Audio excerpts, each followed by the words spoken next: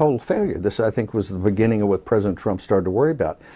He came in, he had the backing of President Trump, the backing of everybody. I'm a big believer in the deconstruction of the administrative state. He went in to find waste, fraud, and abuse. He committed to the president $2 trillion this year in this budget, then $1 trillion, then $165 billion.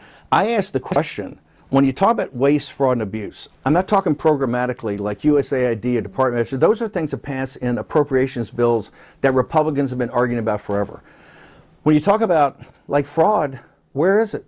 Where's the fraud in Social Security? Where's the fraud in Medicaid? Where's the waste, fraud, and abuse in the Pentagon, which is the Mac Daddy of it? Nothing. We haven't seen anything. I think President Trump, and this was reported in the Wall Street Journal, he looked around and goes, hey, is this just all BS?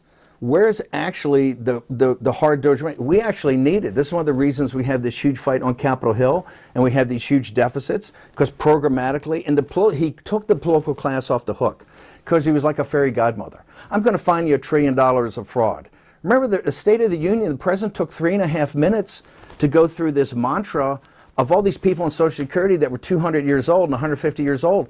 Not one penny was found that went to those recipients of Social Security. It was totally misleading. I think this is where the president, after he tried to force himself in to this briefing on the top secret war plan with China, and the president, I think, was very shocked about that. That's the inflection point. I believe the president started asking questions about, like, where is this thing going? And you've seen the decline of this whole Elon Musk and his influence since that time, and particularly on the Doge efforts. I'm sitting there in what I recommend these investigations about him personally and his businesses.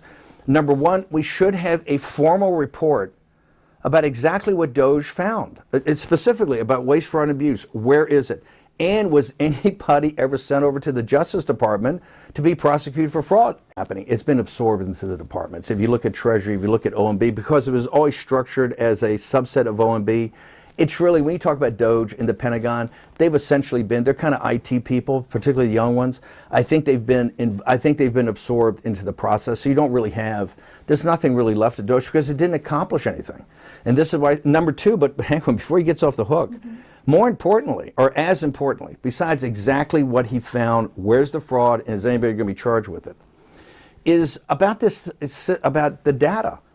Did they take out any data sets? Did they take any data related to either confidential government information and or information of U.S. citizens?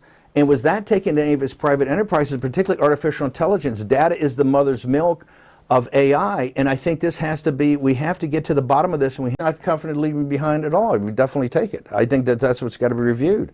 I don't trust this guy. Listen, my involvement with Elon Musk goes back to 2017. Remember in 2017, I'm the guy really that had to, confront him every day virtually and tell him he wasn't going to get all these kind of credits he was looking for. And what I said, Elon, you're looking for all these kind of credits, for the electric vehicle and the batteries. I said, look, you're asking for it's cash. I said, you're asking for taxpayers who make average $40,000 a year to essentially underwrite you and all these venture capitalists. I said, your venture capitalists have the money. They just have to put in more money. And what does that do? It makes the returns lower and over a longer period of time. It's not the end of the world. And what does it do for you? It means you own less of the company and you have a less of a net worth.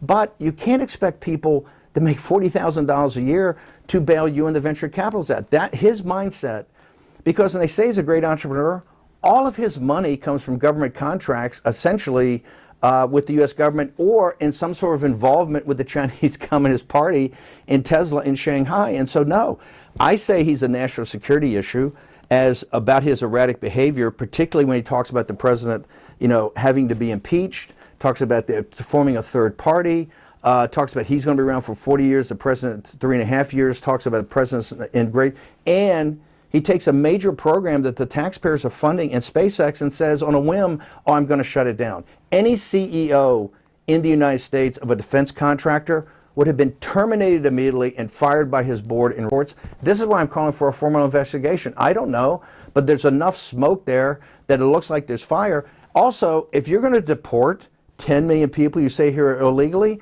then you got to deport the billionaires who are, just because he's a billionaire and a white South African doesn't make it any difference in some poor person that came up here from the third world that was enticed to come here and has to go home now. How is that fair? The last thing is the Chinese Communist Party. We have to see about his involvement. He asked for a top secret briefing on the war plans against China.